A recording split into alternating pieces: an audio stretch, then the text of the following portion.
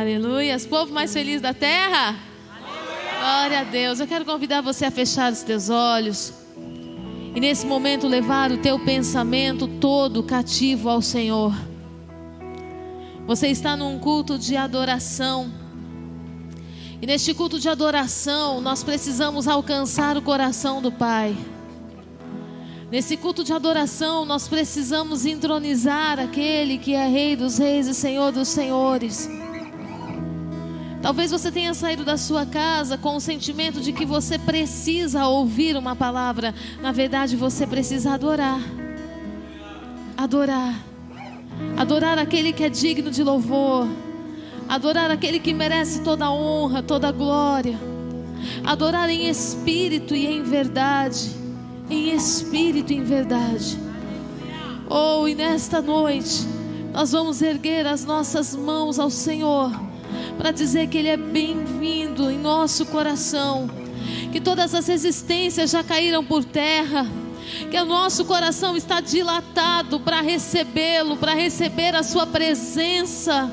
Nós queremos ouvir a voz do Senhor, mas queremos também ser habitação dEle. Nós queremos ouvir a sua direção, mas também queremos tocar o coração dEle.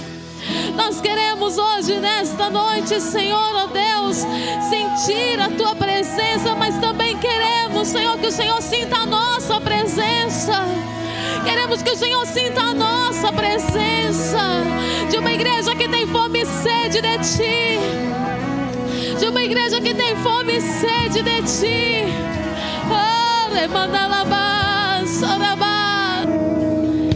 Senhor, nesta noite nós consagramos a nossa vida em Tua presença. Nós nos esvaziamos, Senhor, de tudo aquilo que é próprio do homem e colocamos, Senhor, ó Deus, a nossa vida, a nossa boca, a nossa mente, o nosso coração verdadeiramente diante do trono do Senhor, diante do trono daquele que pode nos lapidar, nos moldar, transformar, edificar em nós a Tua morada.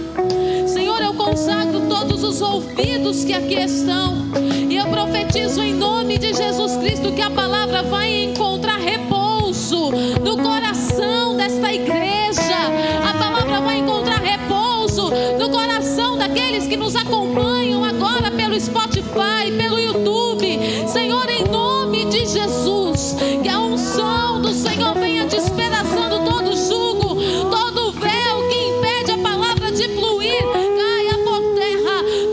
Todo impedimento entre o céu e esse altar caia por terra, e o poder do Senhor nosso Deus, com liberdade, nos ensine o que o Espírito Santo de Deus veio buscar nesta noite, neste lugar, para a honra, a glória e o louvor do nome do Senhor. Amém. Aleluias. Glória a Deus. Aleluia, aleluia. Abra a tua Bíblia no livro de Gênesis, no capítulo 24. As mulheres que aqui estão, principalmente as que fazem parte do Encontradas, eu não sei o que acontece. Quando eu venho ministrar à igreja, o Senhor me dá uma palavra sobre mulheres para ministrar. Mas quando eu vou ministrar no Encontradas, o Senhor me manda falar sobre Abraão, sobre Jacó, sobre todos os homens da Bíblia. Então, como tudo que Deus faz é bom, hoje eu vou falar sobre uma mulher que eu nunca tive coragem de ministrar sobre ela, porque na verdade nós falamos muito acerca daquilo que ela erra. Mas o Senhor falou algo comigo muito profundo ontem aqui durante o período de oração, e eu vou tentar ao máximo ser fiel a essa revelação de Gênesis no capítulo 24. No verso 13 diz assim: Eis que estou ao pé da fonte de água, e as filhas dos homens desta cidade saem para tirar água. Diga comigo assim: tirar água. Dá-me, pois, que a moça a quem eu disser, inclina o cântaro. Diga comigo: inclina o cântaro, para que eu beba. E ela me responder. Respondeu o quê? Respondeu o quê? Bebe.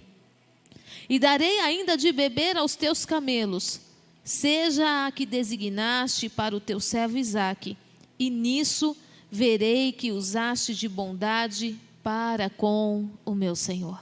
Amém? Você pode se assentar. Essa palavra é do Senhor, é somente dele, e somente ele pode acessar os lugares escondidos do teu coração. Somente o Senhor sabe aquilo que você precisa. Hoje nós vamos fazer um paralelo poderoso entre Gênesis e os evangelhos. Nós vamos falar sobre Rebeca. Vamos falar sobre Eliezer. Vamos falar sobre Abraão. E o que tudo isso significa para nós como igreja de Jesus. A palavra do Senhor nos diz em Gênesis no capítulo 24, e eu gostaria que você lesse esse capítulo na sua casa inteiro, sem deixar faltar absolutamente nada. A palavra diz que Abraão já era idoso e preocupado com o futuro de Isaque, pois Sara já tinha morrido, ele pega um dos seus servos, o mais velho da sua casa, e dá a ele uma ordem. Ele diz: Eliezer, eu quero que você saia da nossa terra e que você vá à terra dos meus parentes. E lá você traga uma moça da minha parentela para ser esposa de Isaque. A palavra fala que Eliezer, tomado de medo, pergunta para Abraão: e se ela não quiser vir comigo? Abraão responde assim: um anjo irá à tua frente, preparará o coração dela, para que você tenha bom êxito nessa ida. E se caso ela mesmo assim não quiser vir, então você estará desobrigado desse juramento. Então Eliezer sai e vai para a Mesopotâmia, para a terra onde habitava a família de Abraão. E ele faz essa oração que nós acabamos de ler. Ele sai da terra de Abraão, da casa de Abraão, carregando 10 camelos, alguns servos, e a demonstração das riquezas que Isaque iria herdar de Abraão, seu pai. Fala que quando ele chega nessa terra, ele faz essa oração que nós acabamos de ler, porque como poderia Eliezer descobrir quem era a moça que Abraão esperava que o seu filho se casasse? Como que Eliezer poderia imaginar, dentro de toda aquela cidade, quem era ou não parente de Abraão? Então ele, com o seu coração voltado a um propósito, ele com o seu coração determinado a cumprir aquilo que foi designado, ele faz uma oração específica, clara e objetiva. Ele fala: Senhor, eu fiz um juramento ao meu senhor Abraão, de que eu levaria para ele uma esposa, e eu não quero voltar sem ela. Me dá a capacidade de chegar na terra do meu senhor Abraão, levando aquilo que ele me pediu. E na oração que ele faz, ele diz assim: eis que estou ao pé da fonte, e as filhas dos homens desta cidade saem para tirar água. Dá-me, pois, que a moça, a quem eu disser, inclina o cântaro para que eu beba, e ela me responder, bebe, e darei ainda de beber aos teus camelos, seja a que designaste para o teu servo Isaque. E nisso verei que usaste de bondade para com o meu Senhor. A palavra fala que mal ele fecha a boca nessa oração, as moças começam a sair das suas casas carregando os seus cântaros vazios. Porque a missão delas era abastecer a casa com a água para o serviço do dia, para que pudesse se preparar o alimento, para a organização da casa, para o banho da família. Então elas saem para irem junto à fonte e encher os seus cântaros. E eu imagino Eliezer olhando todas aquelas moças bonitas, chegando junto àquela fonte, e ele pensando: e agora? Para quem eu vou pedir, dá-me de beber? Queridos, essa palavra é tão profunda que eu quero conseguir chegar no final sem me desmontar. Essa palavra fala mais com a gente hoje do que falou com Rebeca naquele tempo. E você vai entender isso. É com muito tremor que eu falo essa palavra hoje. A quem eu vou pedir, dá-me de beber?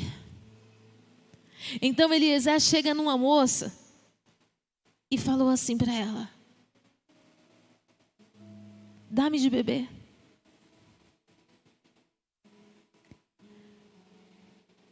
Dá-me de beber um pouco da água do teu cântaro. E ela respondeu: bebe, meu senhor. E prontamente, baixando o cântaro para a mão, lhe deu de beber. Acabando ela de dar a beber, disse: tirarei também para os teus camelos, até que todos bebam. Para nós entendermos melhor essa palavra, um cântaro cabe aproximadamente de 15 a 20 litros de água. Ela foi buscar, imagina, quem aqui é a mulher que vira o galão no filtro, o galão de água? É desconfortável, não é? Rebeca estava carregando um galão daquele no ombro. Porque as moças não carregavam de qualquer jeito, era no ombro, todas muito bem bonitas, arrumadas, não ia tirar água de qualquer jeito. Com o seu cântaro no ombro. Não é porque o vaso tinha um formatinho mais bonitinho que ele deixava de ser pesado. Era de 15 a 20 litros de água. Você imagina o que é você estar carregando um galão de água e alguém atravessar na sua frente e falar: espera um pouquinho. Você segurando esse galão, o que você faria?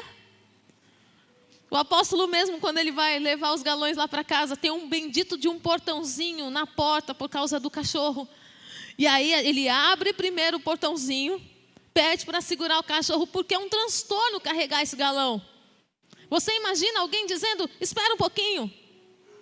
Antes de você chegar na sua casa, dá-me de beber. E ali você vai, vira aquele galão e dá de beber, você tem que voltar para encher. Mas ela não vai somente dar água a Eliezer. A palavra diz que existiam 10 camelos nessa história. Cada camelo bebe no mínimo 120. Ele bebe 120 litros de água em 10 minutos. Um camelo. Tinha 10. E ela carregando galões de água no ombro. Muitas pessoas dizem que era um poço. Muitos pregadores falam que Rebeca ia no poço tirar água. A palavra não diz que é um poço, diz que é uma fonte. E a fonte, qual a diferença da fonte para o poço? É que a fonte não tem paredes. Quando você vê uma mina d'água, normalmente ela está no chão. E qual é o segredo para você encher qualquer coisa que você vai buscar água numa mina? Você tem que abaixar e levantar esse galão. Normalmente, quando você vai buscar água numa fonte, você busca de joelho. Você tem que ajoelhar para encher. Rebeca fez isso até que todos os camelos estivessem saciados. 10 camelos com no mínimo 120 litros de água. Quantas viagens Rebeca deu? Será que nós conseguiríamos? Ou será que nós iríamos pedir ajuda? Eu quero te dizer uma coisa. Existem galões de águas que você está carregando que parecem fardos, mas não são fardos, são oportunidades. Existem galões de águas que você está carregando que parece que ninguém está vendo, que alguém tinha que te ajudar, mas sabe por que ninguém está te ajudando? Porque essa é a prova que alguém precisava da tua fidelidade. Essa é a prova que o céu precisava para te elevar de nível. Rebeca, ela faz todo o processo, 10 camelos, 120 litros de água para cada um, mais Eliezer, mais os homens que estavam com ele. E no final ela ainda diz assim: onde vocês vão passar a noite?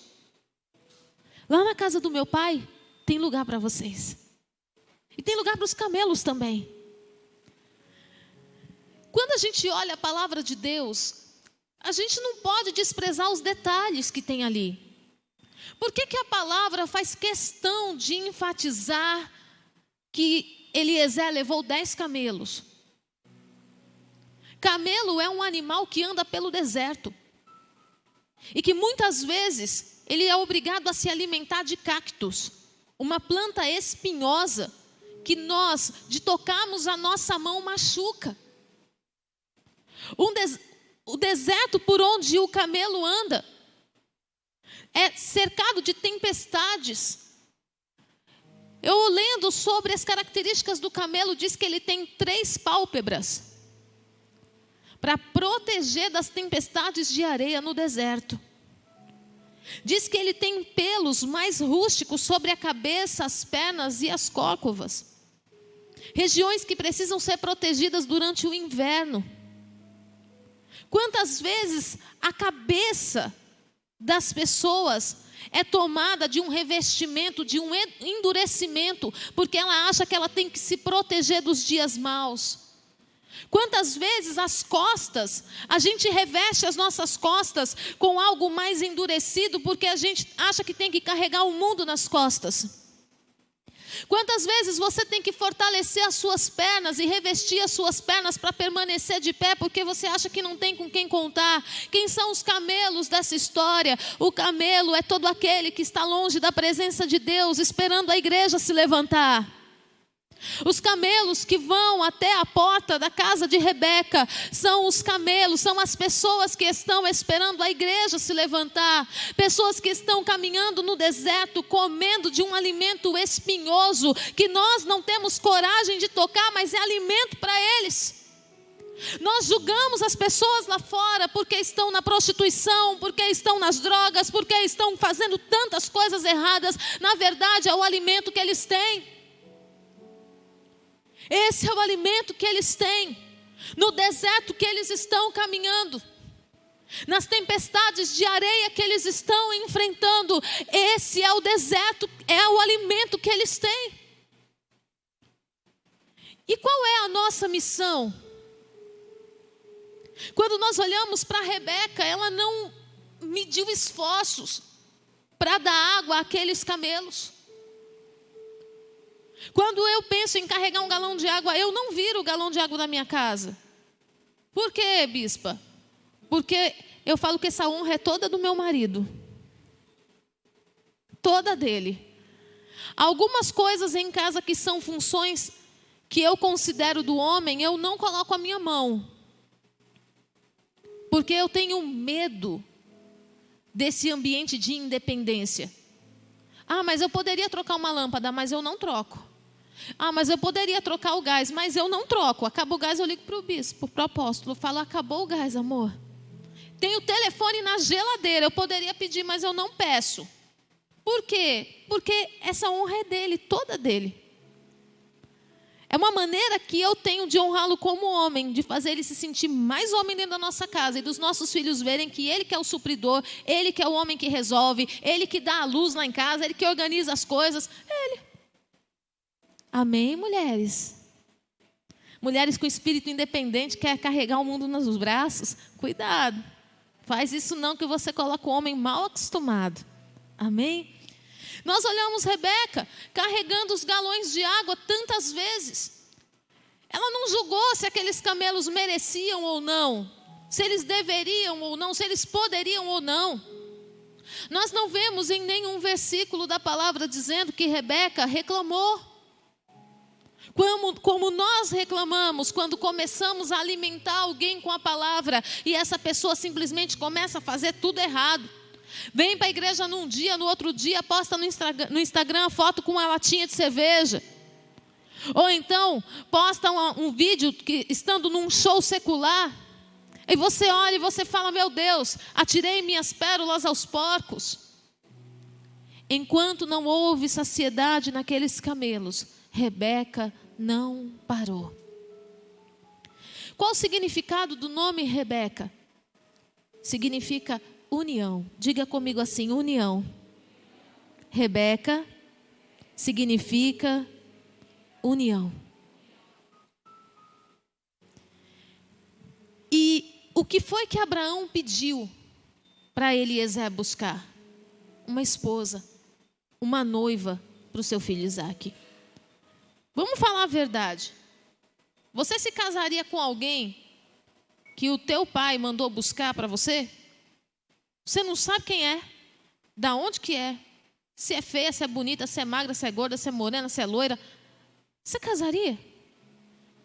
A gente escolhe, a gente quer ver todos os detalhes para poder casar.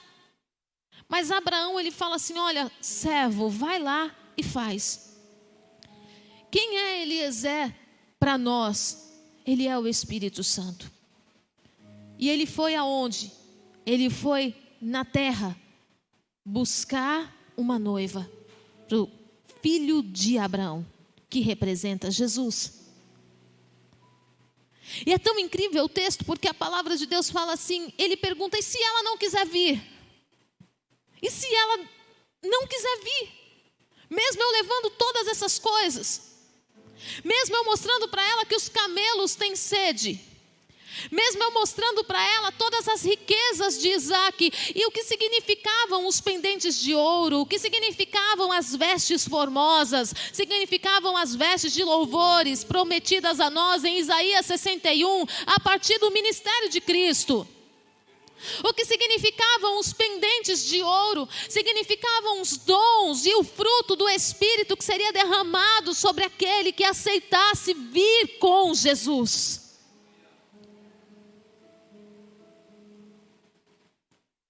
E se mesmo assim ela não quiser? Aí Abraão diz: então você estará desobrigado do seu juramento.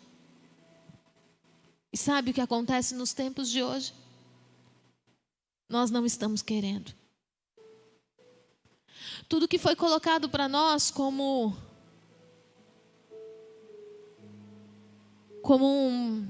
um desafio tem ficado no meio do caminho. Tudo que me leva a me prostrar não vem de Deus, vem do diabo. Sabe, essa palavra me chamou muito a atenção, por saber que uma mulher, ela ia ter que se ajoelhar várias vezes para encher um cântaro. E sabe o que diz a palavra do Senhor lá em Efésios, no capítulo 5? Tem muita coisa sobre essa palavra. No verso 18, diz assim: não vos embriagueis com vinho, no qual há dissolução, mas enchei-vos do Espírito. Enchei-vos. Não diz que é o Senhor quem vai nos encher. A palavra dá uma ordem para que nós façamos isso. E nós vemos Rebeca indo várias vezes à fonte. E o que é essa fonte? Essa fonte é a fonte inesgotável de vida. A mesma fonte onde a mulher samaritana foi buscar água. Ela chega num poço, mas ela se depara com a fonte. A mulher samaritana lá em João 4, ela chega num poço para tirar água, da mesma forma que Rebeca, mas quando ela se depara com a fonte, a palavra diz, o Senhor Jesus falando para ela: se tu soubesses quem te pede, dá-me de beber, você me pediria e eu te daria uma água que vai jorrar para a vida eterna, uma fonte inesgotável para a vida eterna. Rebeca encontrou a fonte. Você encontrou a fonte. Mas e agora? E sabe o que me chama a atenção? É que Eliezer não foi de porta em porta buscar quem era parente de Abraão. Ele diz assim: eis que estou ao pé da fonte. Eu estou aqui. A moça que vier e tirar água, e eu pedir, dá-me de beber, e ela me der, eu vou saber que é de Deus para o meu servo, para o meu senhor Abraão. O Espírito Santo não vai na tua casa te buscar. Ele está na fonte. A gente chega na fonte, mas a gente não quer descer. Muitas pessoas chegam na fonte e voltam para casa com seu cântaro vazio. Ou se contentam em carregar apenas um cântaro, quando na verdade você tem uma fonte inesgotável que você poderia encher a todo momento. Estamos indo à fonte buscar aquilo que supre a nossa vida e não aquilo que supre o reino. Estamos indo à fonte buscar as águas para saciar a nossa sede, as nossas necessidades, mas não estamos nos importando com os Eliezeres que vêm junto com os seus camelos pedir água. O importante é o que Deus vai fazer em mim. O importante é o que Deus vai mover em mim. O importante é que eu seja sarado. O importante é que Deus fale comigo. O resto, cada um que busque.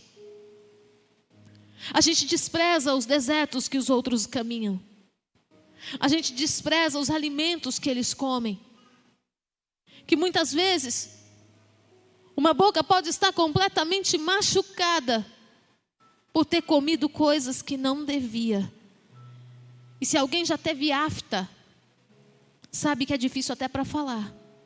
E que há alimentos que você não consegue comer. Como alguém com uma boca machucada consegue falar com Deus? Somente depois de saciada a sua sede é que ela vai conseguir se abrir para o Todo-Poderoso. Nós observamos a palavra, o Espírito de Deus. Ele está junto à fonte. Quando nós olhamos Jesus, lá em João no capítulo 4, com a mulher samaritana, ele também não foi de porta em porta buscar a mulher samaritana. Ele sabia que tinha uma mulher ali que precisava de um milagre, mas ele não foi. Ele ficou junto à fonte. Ela vem. Ela vem. E quando ela chega, ele diz, dá-me de beber. Junto à fonte que você está indo, você está tendo sensibilidade para ouvir a voz do Senhor? Porque as mulheres que vão à fonte buscar água, e que Eliezer olha para elas e pensa, essa daí eu acho que vai carregar só o seu galão. Essas mulheres representam a igreja. Simplesmente a igreja. Que sabe onde está a fonte. Que sabe como buscar a água. Que sabe levantar o cântaro e que leva para a sua casa as respostas que a sua família precisa. As respostas que você precisa, que eu preciso. Mas Eliezer não foi buscar uma mulher, ele foi buscar uma noiva. Ele foi buscar uma noiva. E uma noiva precisava ter um sentimento diferente. Uma noiva precisava se entregar por completo. Uma noiva precisava enxergar a necessidade dos outros mais do que a sua própria necessidade. E precisava se doar além daquilo que ela se programou para se doar.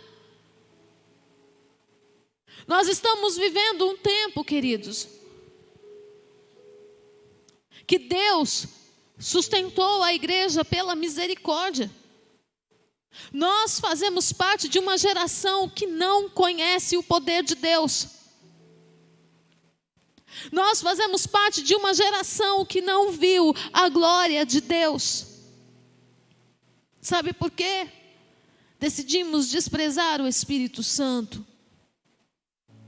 Decidimos tampar os nossos ouvidos à voz dele. E quando ele fala, dá-me de beber, nós nos limitamos a fazer apenas o que ele pede. A palavra do Senhor diz que há uma definição para aquele que só faz o que é pedido. E a definição para ele é servo inútil. Quando você só faz o que te é pedido, você é um servo inútil.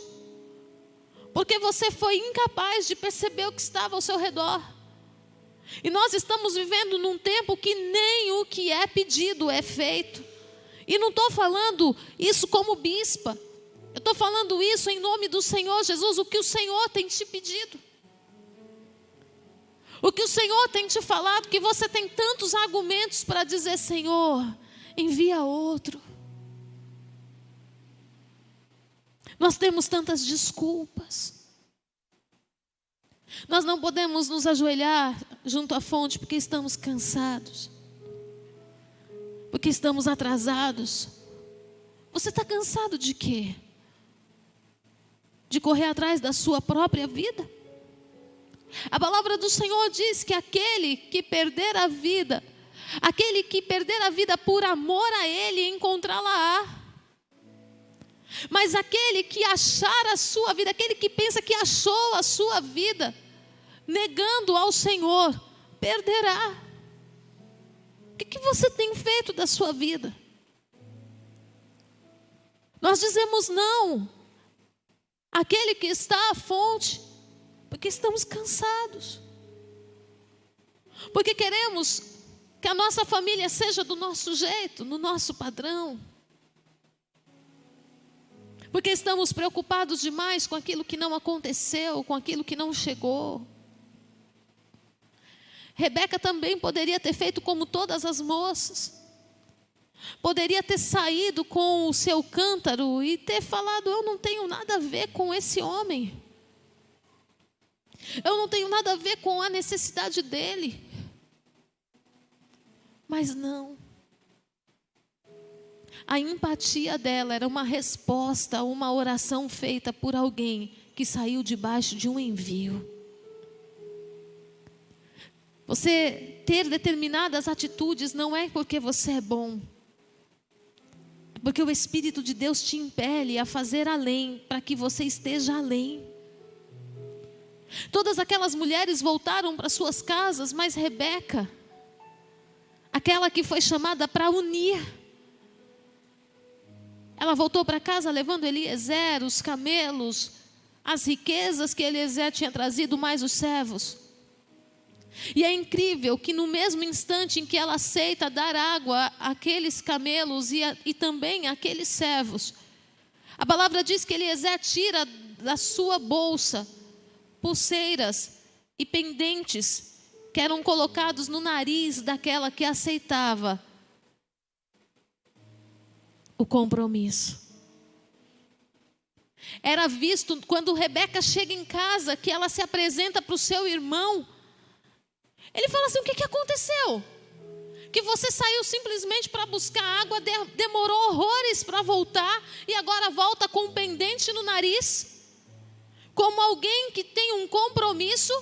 O que foi que te aconteceu? Sabe, muitas vezes a gente está buscando tanta coisa. Quando nós nos empenhamos em buscar o Espírito Santo, Ele se encarrega de trazer aquilo que nós desejamos. Porque a palavra do Senhor diz assim, que se nós nos agradarmos no Senhor, Ele satisfará os desejos do nosso coração.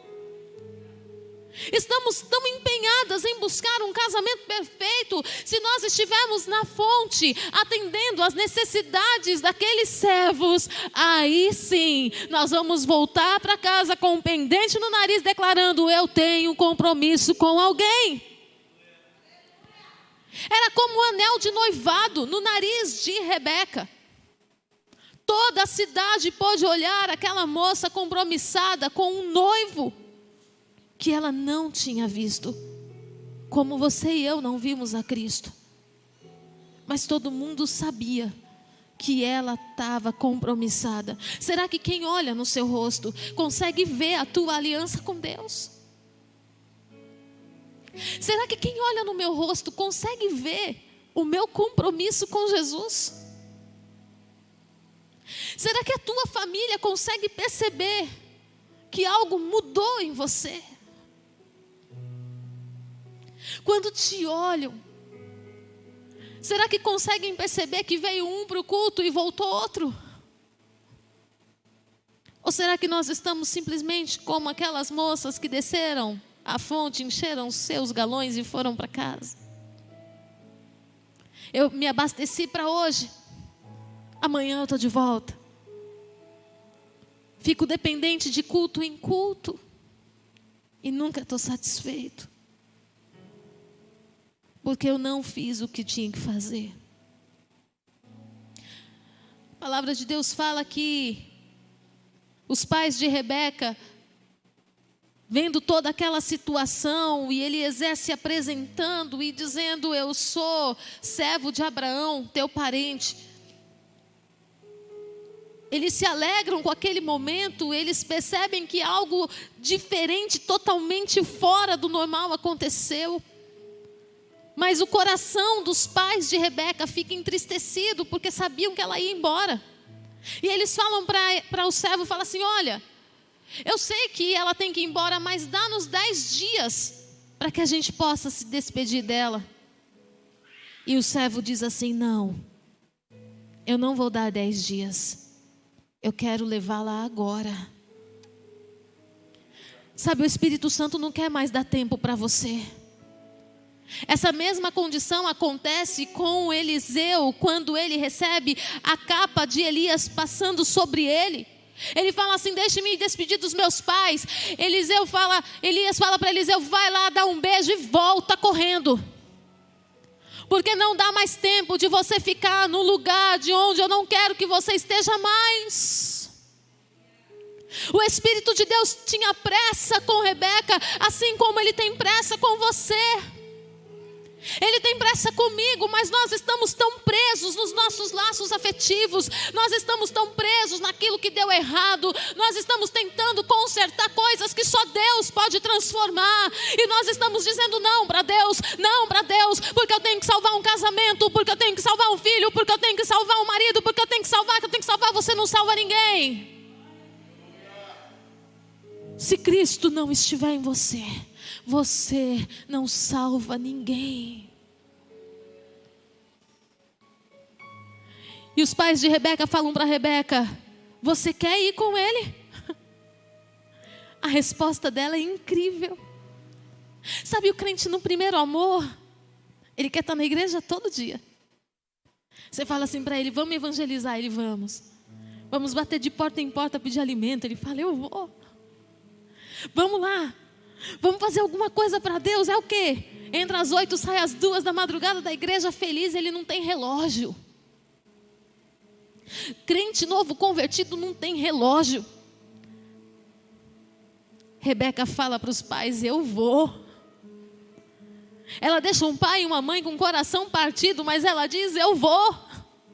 Ela deixa um irmão para trás, ela não olha para trás, ela diz: eu vou. E você? E eu? E essa igreja? E a igreja desse tempo não diz eu vou, diz: Senhor, espera um pouquinho, espera só um pouquinho. Rebeca vai ao encontro de Isaac, e de longe ela avista o noivo. Gente, esse texto é tão poderoso. De longe ela avista o noivo, e ela pergunta a Eliezer: quem é aquele moço? E ele diz: aquele é Isaac, o teu noivo. Você já imaginou o dia que você estiver subindo nos ares para se encontrar com ele?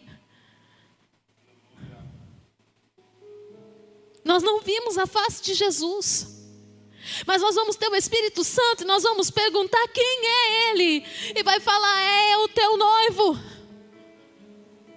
é o teu noivo, ele veio ao teu encontro. A palavra fala que Rebeca e Isaac se cruzam no meio do caminho. Como vai ser o dia do arrebatamento? E ela vai para a terra de Abraão, e ela se casa com Isaac. Nós somos uma igreja que religiosamente clamamos pelas nações.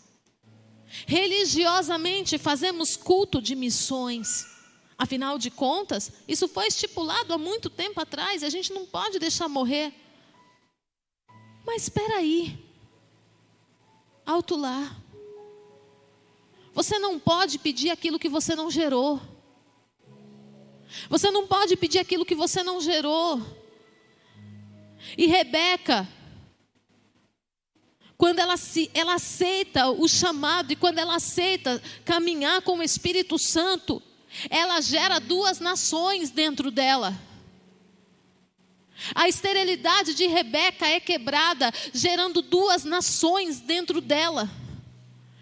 Uma igreja que não anda segurando na mão do Espírito Santo para se encontrar verdadeiramente com Jesus, ela nunca vai gerar nações.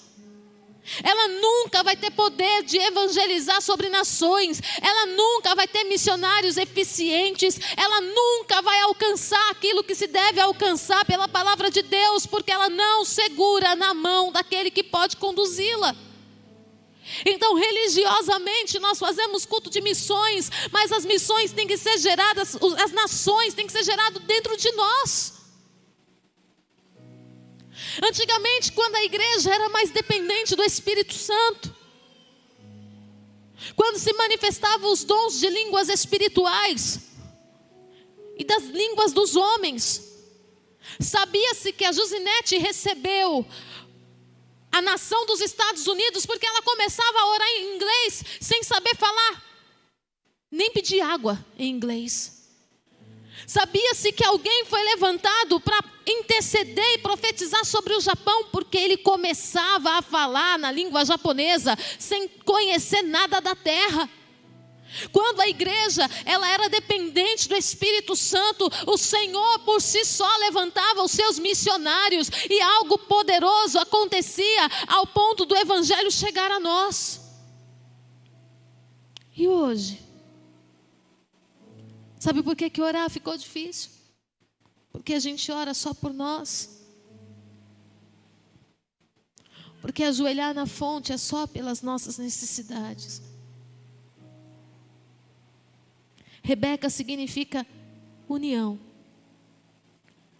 E ela representa uma igreja que não anda debaixo da religião.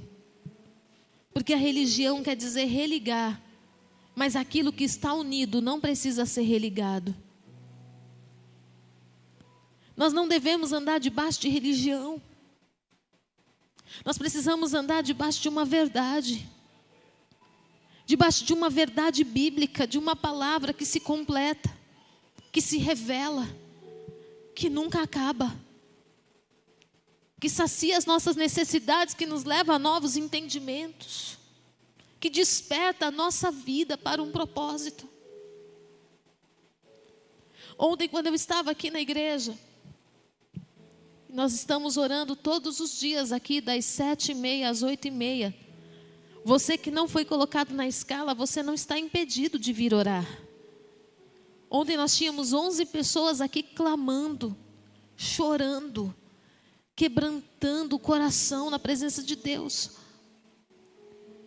E o Espírito Santo falou para mim assim: eu não venho buscar a igreja. Em Apocalipse diz: o Espírito e a noiva dizem vem. Eu não quero ser uma igreja.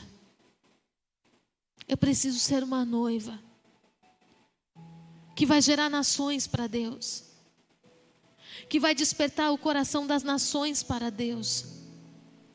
Eu chorei tanto ontem aqui, porque Deus me deu uma palavra. Deus não disse que eu iria com os meus pés, mas disse que a minha voz alcançaria as nações. Hoje pelo Spotify nós estamos em 17 países, 24 países com mulheres encontradas. Com os devocionais que eu gravo, que muitas vezes você que é da igreja nem ouve. Mas tem 24 países sendo ministrados pela palavra que sai da minha vida. Nos Estados Unidos eu acho que não tem um estado, uma cidade que não foi alcançada. Todas as regiões dos Estados Unidos acessam o Mulheres Encontradas pelo Spotify. No Brasil, só falta o estado de Roraima. Só falta Roraima. De resto, o Brasil inteiro acessa o Mulheres Encontradas. Eu tenho uma palavra de missões. Mas eu não posso gerar as nações dentro de mim sem estar com o noivo. Uma mulher sozinha não gera filhos. Uma mulher que não selou um casamento não gera filhos. Uma mulher que não entra em intimidade com o seu marido não gera filhos. Nós não somos uma igreja, querido, solto por aí. Nós somos igreja enquanto vamos à fonte, mas depois da fonte nós precisamos ser a noiva. E a noiva precisa desejar gerar para Deus. Nós precisamos ser aquela que une Cristo a essa terra e que gera uma palavra de salvação e vida por onde passa. Muitas vezes eu me atento a Rebeca como mãe e na onde ela falhou, mas quando eu olho essa mulher como noiva, ela é exatamente a figuração do que Deus enviou o Espírito Santo a buscar aqui nesse lugar. Ele mandou, Deus enviou, por causa da intercessão de Jesus, Ele enviou o seu Espírito para buscar uma noiva para Jesus. E eu desejo ver você lá, com as nações geradas dentro de você, com os filhos que somente Jesus poderia gerar na sua vida. Eu quero convidar você a colocar-se em pé.